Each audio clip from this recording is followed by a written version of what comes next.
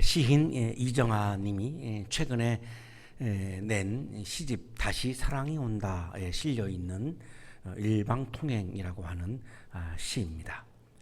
너에게 가는 것만으로도 가슴 벅찬 환희 이고도 남았는데, 사랑을 하면 사랑하는 사람을 향하여 가고 있는 것이 최고의 가슴 벅찬 환희입니다. 너를 생각하며 가는 것만으로도 설레고 설레는 기쁨이고도 남았는데, 사랑을 하면 사랑하는 사람을 생각만 해도 가슴이 두근거리고 설레는 기쁨이 가득합니다. 너에게 갈 수 있다는 소망만으로도 이 세상 다 가진 듯 뿌듯한 행복인데, 사랑을 하면 사랑하는 사람 안으로 내가 갈 수 있다는 소망이 있는 것만으로도 행복해집니다. 사랑하는 사람아, 너는 왜 이다지도 더디 오는가? 사랑을 하면 사랑하는 사람이 이미 나에게 다 왔는데도 더디 오는 것으로 느껴지게 됩니다. 마찬가지죠. 하나님을 사랑한다라고 하는 것이 무엇일까? 우리 한국 교회 그리스도인들 중에는 하나님을 사랑한다는 것과 교회를 사랑한다라고 하는 것을 구분하지 않는 경우가 많은 것 같습니다. 하나님을 사랑하면 하나님을 향하여 가고 있는 것이 최고의 가슴 벅찬 환희입니다. 하나님을 사랑하면 하나님을 생각만 해도 가슴이 설레고 기쁨이 가득한 것, 그것이 바로 하나님을 사랑하는 모습입니다. 하나님을 사랑하면 하나님 안으로 들어갈 수 있다는 소망이 있는 것만으로도 행복해집니다. 하나님을 사랑하면 하나님께서 이미 나에게 오셨는데 더디 오는 것으로 느껴지는 것, 이것이 바로 하나님을 사랑하는 것입니다. 한 해의 마지막 주일 예배를 드리시면서 한번 생각해 보시죠. 내가 하나님을 사랑한다라고 하는 것은 무엇인가? 자꾸 우리가 교회에 나와서 내가 어떤 역할을 하는 것을 하나님의 사랑과 자꾸 연관시키시는데, 내가 교회에서 어떤 역할을 한다는 것과 하나님을 사랑한다는 것은 다른 차원입니다. 과연 나는 한 해 동안 하나님을 사랑했는가라고 하는 질문을 던져야 하는 한 해 마지막 주일 예배에 우리가 지금 와 있습니다. 하나님을 사랑한다라고 하는 것은 내가 어떤 일을 하고 어떤 역할을 맡고 어떤 포지션에 가 있고 하는 차원이 아니고, 그냥 하나님이 기쁜 거죠. 사랑하는 사람이 있으면 사랑하는 사람 자체가 기쁜 거지, 그 사람이 나에게 뭘 주든 안 주든 상관이 없습니다. 그 사람 자체가 나에게 기쁜 것처럼 하나님을 사랑한다라고 하는 것은 그냥 하나님이 기쁜 겁니다. 하나님 안에 내가 머물고 하나님 안에 내가 존재하고 하나님의 존재 안에 내가 존재하는 것을 기뻐하는 것이 바로 하나님을 사랑하는 겁니다. 오늘의 성서일과는 예언자 이사야가 페르시아의 노예 상황에서 유대인들에게 선민으로 선택받은 것을 기뻐하는 우월감과 교만함을 내려놓고,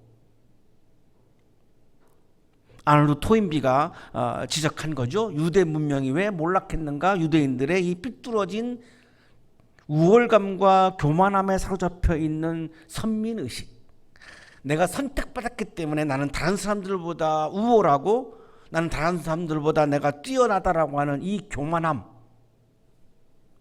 이것을 내려놓고 내가 우월한 것을 기뻐하는 것이 아니라 하나님을 기뻐하고 하나님 안에 있는 것을 기뻐하라고 선포하신 말씀이 오늘의 성서일과입니다. 성서학자들은 이사야서를 세 파트로 구분하고 있습니다. 1장부터 39장까지가 제1 이사야고, 40장부터 55장까지가 제2 이사야고, 56장부터 66장까지가 제3 이사야입니다. 이렇게 구분하는 이유는 1 이사야의 시대적인 배경은 주전 8세기고 제2 이사야의 시대적인 배경이 주전 6세기고 제3 이사야서의 배경이 주전 5세기이고 이렇게 시대가 너무나 다르기 때문에 이렇게 구분을 하고 있는 것입니다. 제1 이사야는 주전 8세기에 예루살렘 성전이 무너지기 전입니다. 그때의 예루살렘의 멸망, 예루살렘의 심판을 설교를 한 것이 제1 이사야서의 내용입니다. 주전 586년에 예루살렘 성전이 무너지죠. 그래서 제2 이사야는 주전 6세기에 예루살렘 성전이 멸망한 후입니다. 그때 바빌로니아 포로로 끌려가죠. 바빌론 포로기에 위로의 말씀을 설교합니다. 1 이사야하고는 톤이 너무나 다르죠. 앞에는 심판을 설교했고 2 이사야에 와서는 위로를 설교합니다. 이미 지금 노예가 되어버렸으니까요. 3 이사야는 주전 5세기입니다. 바벨로니아 포로를 살다가 페르시아가 등장하면서 예루살렘으로 돌아온 거죠. 이때에 주신 말씀입니다. 예루살렘으로 돌아와서 제2성전을 건축을 했습니다. 그러나 아직도 페르시아의 노예이죠. 이때에 히브리인들은, 유대인들은 하나님이 이스라엘만이 아니라 전 우주를 다스리는 하나님이고 그래서 이스라엘의 구원이 이루어진다라고 하는 것을 보기 시작합니다. 페르시아의 노예인데 어떻게 구원되어집니까? 페르시아가 지금 이스라엘을 다스리고 있는 것처럼 보이지만 사실은 하나님이 이스라엘만 다스리신다라고 하는 이 선민의식에 빠져있던 이들이 하나님은 전 우주를 다스리시니까 하나님은 페르시아도 다스리시는구나. 그렇다면 정의의 하나님은 페르시아가 우리를 지배하도록 내두지 않을 것이고 하나님이 전 세계를 다스리신다면 우리를 페르시아로부터 분명히 구원해 주시겠구나라고 하는 것을 믿음의 눈으로 보기 시작한 겁니다. 이게 바로 제3 이사야서에 해당하는 부분입니다. 구약 성서학자 왕대일 교수가 제3 이사야서의 시기를 이렇게 확인해 주고 있습니다. 말라기와 제3 이사야서의 시기는 이보다 좀 늦은 제2 성전이 건축되고 난 이후의 시대이다. 히브리인들은 바빌로니아의 노예로 살다가, 바빌로니아는 지금으로 말하면 이라크입니다. 노예로 살다가 아시아 그리고 유럽, 아프리카를 다 점령했던 그 당시 최고의 세계적인 강대국이었는데요. 바빌론의 노예로 살다가 페르시아가 등장합니다. 페르시아는 지금으로 말하면 이란인데요. 페르시아가 바빌로니아를 이기죠. 그래서 페르시아가 또 패권 국가가 된 거죠. 그런데 이 페르시아의 왕인 고레스라고 하는, 세계사에서는 키루스 2세인데 성서에서는 고레스라고 부릅니다. 이 사람이 고향으로 돌려보내줍니다. 그러나 아직도 페르시아의 노예이죠. 성전을 재건했고 고향으로 돌아왔지만 달라진 것이 없습니다. 아직도 페르시아의 노예이거든요. 바빌로니아의 노예인 것이 페르시아의 노예인 거로 바뀐 거지 노예의 상황은 바뀐 게 아무것도 없는 겁니다. 자, 그때 페르시아와 그리스의 전쟁이 일어납니다. 이게 유명한 그 마라톤 전투, 우리가 잘 알고 있는 마라톤 전투가 바로 이 그리스와 페르시아의 전쟁인데요. 히브리인들이 여기에 엄청난 이런 이 전쟁에 동원되었죠. 그러니까 히브리인들의 삶은 피폐해질 대로 피폐해졌습니다. 그리고 아주 오래된 사마리아와 남유다의 갈등, 북왕국과 남왕국의 갈등이죠. 북이스라엘과 남이스라엘, 이 남왕국이라고 하는 지역 감정인데요. 이 갈등이 너무나 심하다 보니까 히브리인들의 정신적인 고통이 심했습니다. 그런데 기다리던 하나님의 나라가 도래하지 않죠. 하나님의 나라가 도래하지 않고 여전히 페르시아의 왕이 다스리는 페르시아의 나라가 계속되고 있는 거죠. 자, 이 상황에서 유대인들은 초조한 겁니다. 과연 하나님의 나라가 올까? 과연 우리가 페르시아로부터 구원될 수 있을까? 우리가 과연 자유를 회복할 수 있을까? 나라를 회복할 수 있을까? 희망이 보이지 않다가 보니까 초조하고 신앙적으로 좌절하고 할 수밖에 없는 거죠. 자, 이런 상황에서 이들이 바빌로니아와 페르시아 두 나라를 경험했습니다. 유대인은 세계 최고의 민족이고 유대 나라는 하나님이 선택하신 세계 최고의 나라라고 하는 것이 이들의 자존심이었는데 바빌로니아의 노예가 되고 페르시아의 노예가 되고 보니까 현실적으로 보니까 자기들보다 더 강한 민족이 있는 것을 경험한 겁니다. 어마어마한 혼란이 오는 거죠. 우리가 선택받은 민족인데, 하나님의 백성인데 어떻게 우리가 지배를 받지? 어떻게 우리가 노예가 됐지? 그러면 바벨로니아와 페르시아는 도대체가 정체성이 뭐야? 라고 하는 질문을 할 수밖에 없는 거죠. 여기서 조금씩 우리가 최고의 민족이라고 하는 선민의식에 금이 가기 시작합니다. 현실이 그렇지 않으니까요. 자, 그런데 보니까 하나님께서 바빌로니아의 왕과 페르시아의 왕을 하나님의 도구로 쓰는 것을 경험합니다. 놀라운 경험이죠. 바빌로니아의 왕과 페르시아의 왕은 이방인입니다. 유대인들은 이들을 개와 돼지로 취급했던 사람들이 이방인인데, 하나님이 이들을 하나님께서 구원의 도구로 쓰시는 것을 경험합니다. 그러니까 교만하고 폐쇄적인 선민의식이 무너질 수밖에 없죠. 하나님께서 이방인인 바빌로니아 왕을 하나님의 종이라고 말씀합니다. 에레미야 27장 6절입니다. 지금 나는 이 모든 나라를 나의 종 바빌로니아 왕 느부갓네살의 손에 맡겼으며 들짐승도 그에게 맡겨서 그가 부리게 하였다. 이스라엘만이 하나님의 백성이고, 이스라엘만이 하나님이 사랑하는 민족이고, 이스라엘만이 세계 최고의 민족이다라고 믿고, 그 나머지 이방인들은, 히브리인이 아닌 모든 이방인들은 다 개와 돼지에 불과하다라고 철사까지 믿고 있었는데, 하나님께서 느부갓네살 왕, 바빌로니아의 왕을 나의 종이라고 말씀한 겁니다. 충격이죠.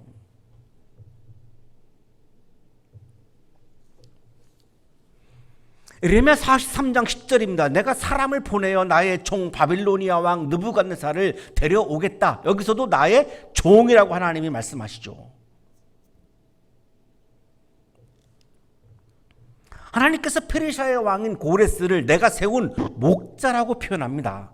이사야 44장 28절. 고레스를 보시고는 너는 내가 세운 목자다. 나의 뜻을 모두 내가 이룰 것이다. 굉장히 혼란스럽죠? 느부갓네살 왕과 고레스 왕은 하나님을 믿는 사람이 아닙니다. 이방인이죠. 그런데 하나님께서 그를 당신의 종이라고 말씀하시고 목자라고 말씀하니까 유대인들은 혼란스러울 수밖에 없는 겁니다. 혹시 우리 교회는 그런 분들이 없겠습니다만, 한국의 그리스도인들 중에 예수를 믿지 않는 사람들은 다 이렇게 형편이 없다라고 혐오하는 분들이 있다면 이 말씀을 좀 묵상을 해보세요. 느부갓네살 왕과 고레스 왕은 하나님을 믿는 사람이 아닙니다. 그런데 하나님은 그를 하나님의 종으로, 하나님의 목자로 쓰셨습니다. 왜 그럴까요? 모든 전 세계인은 하나님의 백성이라고 하는 것을 말씀하고 있는 거고, 하나님은 하나님을 믿는 사람들만 사랑하고 하나님을 믿는 사람들만 통치하시는 것이 아니라 모든 전 세계인을 사랑하시고 전 세계인을 다스리신다라고 하는 하나님 사랑의 보편주의, 하나님 통치의 우주적 지평을 지금 제3 이사야는 보고 있는 겁니다. 그렇게 보지 아니하면 이 역사적인 현실을 해석할 방법이 없습니다. 이사야 45장 1절입니다. 나 주가 기름 부어 세운 고레스에게, 기름 부은다라고 하는 것은 하나님이 특별히 선택한다라고 하는 의미인데 누구에게 기름을 부었습니까? 고레스에게 부었어요. 이방인 고레스에게 기름을 부었습니다. 내가 너의 오른손을 굳게 잡아 열방을 내 앞에 굴복시키고 왕들의 허리띠를 풀어놓겠다. 내가 가는 곳마다 한번 열린 성문은 닫히지 않게 하겠다. 고레스는 들어라. 예수를 믿는 분들이 예수를 믿지 않는 사람들에 비해서 어떤 우월감을 갖는다, 영적인 우월감을 갖는다, 이거는 성서적이지 않습니다. 신앙적이지 않습니다. 오늘 에레미야서와 이사야서를 인용을 해드린 말씀을 한번 10번을 읽어보십시오. 그것이 과연 신앙적인 것인가, 성경적인 것인가? 그렇지 않습니다. 유대인들은 하나님께서 성전 안에 매여 있지 않다, 성전 안에만 계시지 않구나, 전 세계에 계시는구나, 만유의 하나님이시구나 라고 하는 것을 유대인들은 지금 경험하기 시작한 겁니다. 하나님은 이스라엘에만 매여 있는 하나님이 아니고, 이스라엘만 사랑하는 하나님이 아니고, 전 세계인을 사랑하시고 전 세계인을 다스리시는 분이구나라고 하는 하나님 사랑의 보편성, 하나님 통치의 우주적 평을 지금 깨닫기 시작하고 있는 겁니다. 예언자 이사야는 하나님의 주권이 성전 안에 머물러 있지 않고 이스라엘에만 머물르지 않고 전 세계의 주권을 가지고 계시다라고 하는 것을 깨닫고 있는 겁니다. 그렇지 아니하면, 하나님이 전 세계의 주권을 갖고 있지 아니하면 페르시아를 하나님이 다스리지 않는 거니까, 그러면 페르시아로부터 해방하는 것은 불가능해집니다.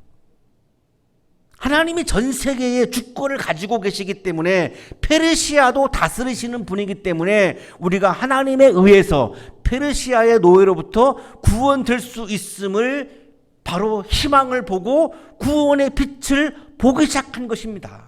이게 주전 5세기의 유대인들의 영적인 깨달음이고, 이것을 선포한 사람이 바로 제3 이사야라고 하는 예언자입니다. 이사야 66장 1절입니다. 하늘은 나의 보좌요 땅은 나의 발받침대다. 그러니 너희가 어떻게 내가 살 집을 짓겠으며 어느 곳에다가 나를 쉬게 하겠느냐. 제3 이사야서에 해당하는 이사야 66장에 나오는 이사야 예언자의 선포이죠.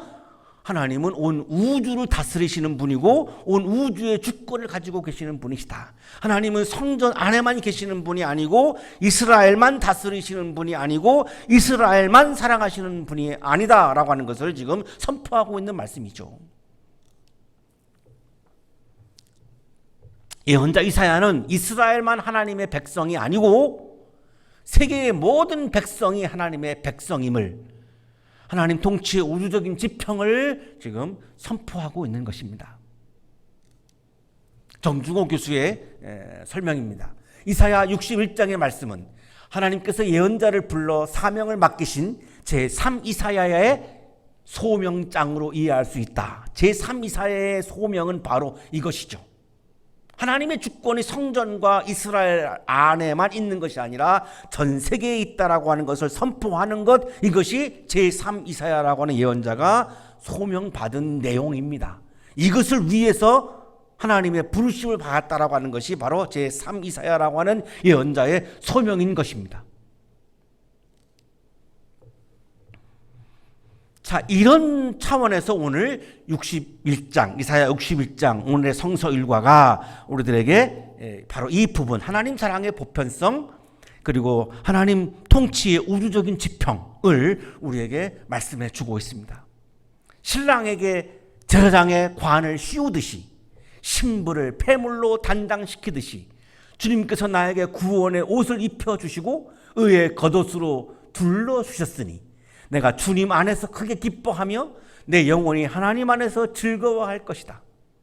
페르시아의 노예 상황인데 하나님께서 신랑에게 제사장의 관을 씌워주시고 신부를 아름답게 단장시키듯이, 지금은 우리가 페르시아의 노예인데 하나님께서 우리 이스라엘에게 구원의 옷을 입혀주시고 정의의 겉옷을 입혀주신다라고 지금 찬송하는 거죠. 선포하는 거죠. 어떻게 이것이 가능합니까? 하나님이 전 세계의 주권자이시기 때문에, 하나님이 이스라엘만 다스리시는 것이 아니라 페르시아를 포함한 전 세계를 다스리시는 분이기 때문에 반드시 이렇게 하신다라고 지금 선포하고 있고 찬송하고 있는 겁니다. 예언자 이사야는 하나님 통치의 우주적인 지평, 하나님 사랑의 보편성을 믿음의 눈으로 보기 시작하면서 너무나 기쁜 겁니다. 자, 하나님은 우주를 다스리시는 분이니까, 하나님은 모든 백성들을 사랑하는 사람이시니까, 아, 우리를 버리지 않으시겠구나. 노예로 살아가는 것은 정의가 아닌데, 이것은 사랑이 아닌데, 이것을 모른 척 하시지 않겠구나. 그렇다면 반드시 하나님은 우리를 구원하시겠구나 라고 하는 믿음이 있다 보니까 너무나 기쁜 거죠. 그래서 내가 주님 안에서 크게 기뻐하며 이렇게 말씀하는 겁니다. 노예 자리에서 어떻게 기뻐합니까? 노예 자리에서는 기뻐할 수 없습니다. 그러나 하나님 안에서 기뻐하는 겁니다. 하나님을 기뻐하는 거죠. 하나님을 기뻐하는 겁니다. 예언자 이사야가 지금 페르시아를 기뻐하는 게 아니라 하나님을 기뻐하는 겁니다. 하나님을 기뻐한다라고 하는 말씀은 하나님 안에 있는 것을 기뻐하는 겁니다. 하나님 안에 어떻게 있습니까? 그 말씀은 하나님의 말씀 안에 있는 것을 기뻐하는 겁니다. 하나님 말씀 안에 내가 존재하는 것을 기뻐하는 겁니다. 그 말씀은 내가 하나님의 말씀을 따라서 인생의 길을 걸어가는 것을 기뻐하는 겁니다. 이것을 우리는 신앙이라고 부르고 영성이라고 부르는 겁니다. 신앙이 무엇입니까? 영성이 무엇입니까? 내가 무엇을 기뻐하는가를 가지고 내가 나를 진단할 수 있습니다. 내가 지금 무엇을 기뻐하고 있는가? 사랑을 하는 사람이 사랑하는 사람 자체를 기뻐하고 있는가? 사랑하는 사람이 나에게 용돈을 주어서 기뻐하고 있는가를 보면 진정한 사랑인지 아닌지를 확인할 수 있습니다. 마찬가지죠. 하나님을 기뻐하는 것과 하나님이 나에게 어떤 것을 주는 것을 기뻐한다라고 하는 것은 완전히 다른 거죠. 하나님이 나에게 물질을 주시니까, 하나님이 나에게 명예를 주시니까, 하나님이 나에게 권력을 주시니까 기뻐한다. 그것은 하나님을 기뻐하는 게 아니죠. 물질과 명예와 권력을 기뻐하는 거죠. 그것은 신앙이 아니고 욕망입니다. 인간적인 거죠. 그럼 신앙은 뭐냐?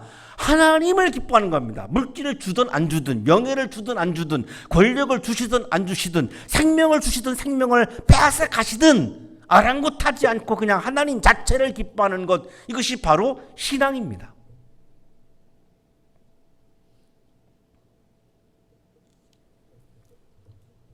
우리 교회는 대학교이니까 그런 케이스가 없지만 제가 일반 교회 있을 때 경험을 보면 어떤 분들은 교회를 왜 오는가? 교회를 통해서 내가 어떤 물질을 얻으려고 오는 분들이 있습니다. 예를 들면 교회 공사를, 내가 교인이니까 내가 교회 공사를 맡아가지고 많은 이익을 남긴다든지, 그거를 결정하는 거는 이제 장로들이 하니까 그래서 길을 쓰고 장로가 되고, 그건 신앙이 아니죠. 욕망입니다. 교회를 통해서 자신의 이름을 드러내려고 하는 분들이 있습니다. 일반 교회에 보면. 그게 어떻게 신앙입니까? 욕망입니다. 교회에서 장로라고 하는 직분을 획득해가지고 교회 운영을 자기 마음대로 하는 것을 즐기는 분들이 있습니다. 그게 어떻게 신앙입니까? 욕망입니다.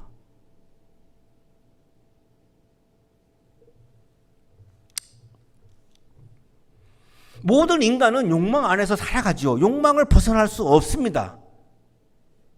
자, 그런데 욕망의 길을 걸어가는 것을 주님 앞에서 부끄러워하고 신앙의 길을 걸어가려고 몸부림치고 고뇌하는 사람이 신앙인이지, 아예 대놓고 교회에 와서 욕망의 길을 걸어가는 거를 그를 신앙이라고 말하는 것은 너무나 이거는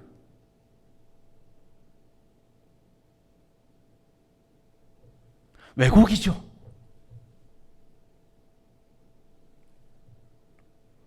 우리 인간은 욕망 안에서 살 수밖에 없어요. 어떻게 욕망을 벗어나겠습니까? 인간의 속성인데. 그런데 신앙인과 신앙인이 아닌 사람의 차이는 무엇입니까? 신앙인은 내가 지금 욕망의 길을 걸어가고 있는 것을 보면서, 아, 이거는 내가 정말로 주님 앞에서 부끄러운 길인데 이걸 좀 조금이라도 부끄러워라도 하면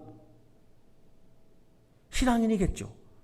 그걸 부끄러워조차도 안 하고 그냥 대놓고 욕망을 추구하는 것은 그 신앙인이 아닌 거죠.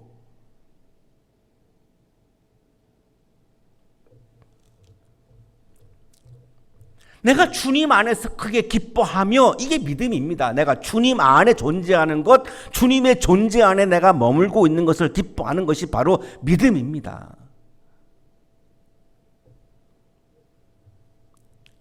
내가 지금 주님을 기뻐하고 있는가, 물질을 기뻐하고 있는가, 명예를 기뻐하고 있는가, 권력을 기뻐하고 있는가, 이거를 돌아보면 내 믿음을 지금 당장 진단할 수 있습니다.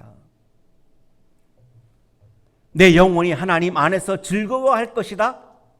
히브리어 성서에는 나프시 베로하이라고 되어 있는데요. 나프시는 my soul, 나의 혼입니다. 베로하이는 in my God, 하나님 안에 존재하는 것을 의미합니다. 나의 혼이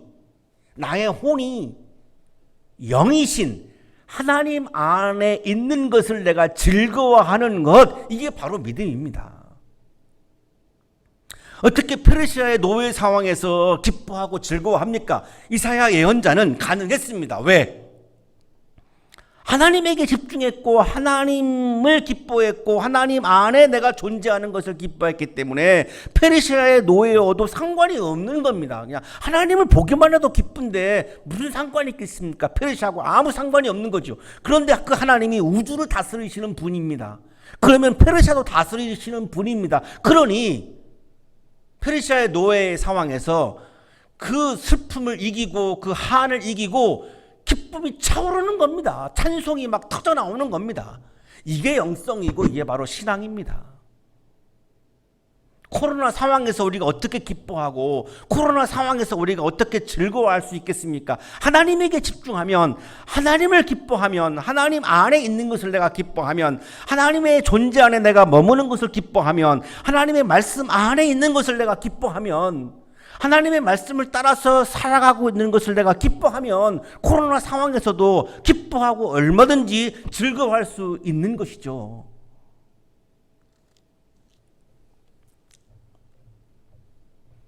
나의 혼이 하나님 안에 존재하는 것을 기뻐하는 것, 나의 혼이 하나님의 말씀 안에 존재하는 것을 기뻐하는 것, 나의 혼이 하나님의 말씀을 따라서 인생의 길을 걸어가는 것을 기뻐하는 것, 이것이 바로 믿음이고 영성입니다.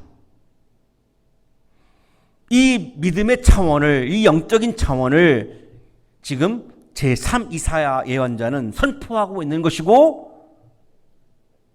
페르시아의 노예 상황에서 아무것도 달라지지 않고 있는 상황에서 유대인들은 이 말씀을 지금 받아들이기 시작한 겁니다. 땅이 싹을 내며 동산이 거기에 뿌려진 것을 움트게 하듯이 주 하나님께서도 모든 나라 앞에서 의와 찬송을 샘솟듯이 솟아나게 할 것이다. 어떻게 노예 상황에서 막 찬송이 터져나오겠습니까? 하나님 안에 있는 것을 기뻐하기 때문에 가능한 거죠.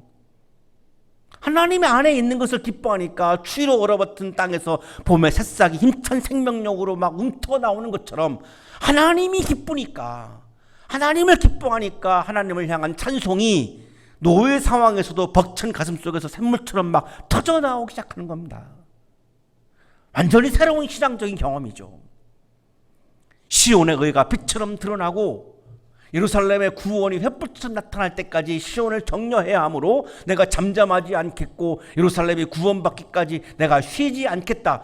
이스라엘이 하나님 안에 존재하는 것을 기뻐할 때에 전 세계를 다스리시는 하나님께서 이제 예루살렘의 정의가 빛처럼 드러나게, 구원이 횃불처럼 나타나게 하신다는 거죠. 언제? 이스라엘이 하나님을 기뻐할 때입니다. 내가 하나님을 기뻐하게 될 때 하나님은 전 세계를 다스리시는 하나님은 정의가 나의 삶 속에서도 드러나게 하시고 구원이 횃불처럼 나의 삶에 드러나게 하신다는 것입니다.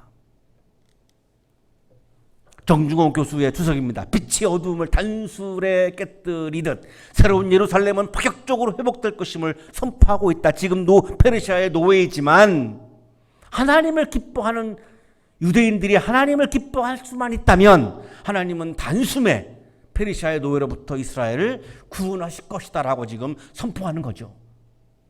그러면서 하나님은 예루살렘을 격려하신다는 겁니다. 하나님은 침묵하지 않으신다는 겁니다. 예루살렘이 구원되기까지 쉬지 않으신다는 것입니다. 하나님께서 예루살렘의 회복을 위해서 일하신다는 겁니다. 하나님께서 하시는 일, 하나님께서 일하시는 것, 이것이 바로 하나님의 구원이죠. 이방 나라들이 내게서 의가 이루어지는 것을 볼 것이다. 세계의 모든 나라들이 예루살렘에서 하나님의 정의가 이루어지는 것을 볼 것이다. 정의가 이루어지면 어떻게 되죠? 노예는 정의가 아니죠. 노예로부터 해방하는 거죠. 왕이 내가 받은 영광을 볼 것이다. 사람들이 너를 노예인데 무슨 영광이 있겠습니까? 노예에서 인간으로, 인간다운 인간으로 지금 구원되는 것을 말씀하고 있는 거죠. 사람들이 너를 부를 때에 주님께서 내게 지어주신 새 이름으로 부를 것이다. 이름이 바뀐다는 겁니다. 노예의 이름과 인간의 이름은 완전히 다른 이름인 거죠. 정중호 교수의 주석입니다. 예루살렘의 새로운 이름의 메시지가 요약되어 있다. 이름이 바뀐다는 것은 신분 변화, 즉 정체성의 변화를 말한다. 노예로부터 인간으로 바뀌는 거죠. 하나님의 구원을 지금 의미하고 있는 거죠. 또한 너는 주님의 손에 들려있는 아름다운 멸류관이 될 것이며 하나님의 손바닥에 놓여있는 왕관이 될 것이다.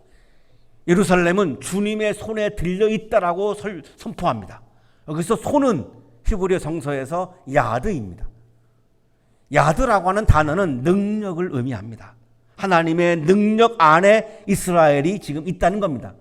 하나님의 능력은, 우주를 통치하시는 하나님의 능력은 페르시아의 노예로부터 이스라엘을 구원하고도 남습니다. 너는 주님의 손에 들려 있다, 하나님의 능력 안에 있다 라고 지금 선포하고 있는 거죠. 이제 예루살렘은 하나님의 능력 안에서 하나님의 아름다운 멸류관이 될 것이다. 예루살렘은 하나님께서 일하심으로 하나님의 왕관이 될 것이다. 정중호 교수의 주석입니다. 예루살렘은 하나님의 기쁨이요, 왕관이요, 멸류관이다.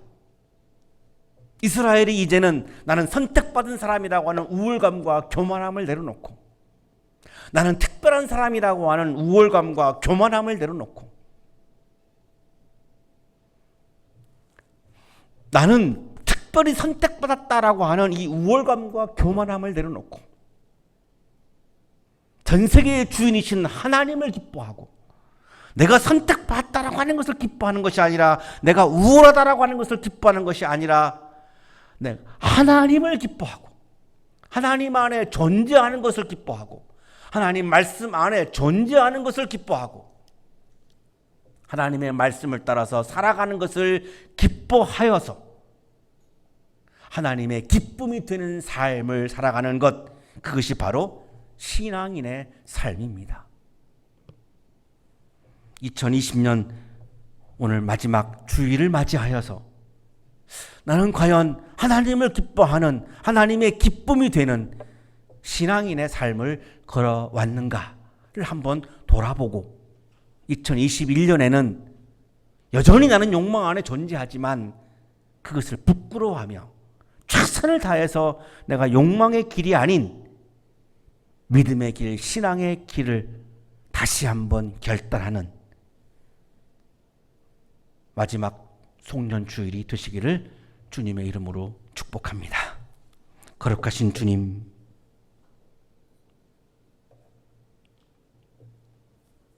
우리의 믿음이 부족하여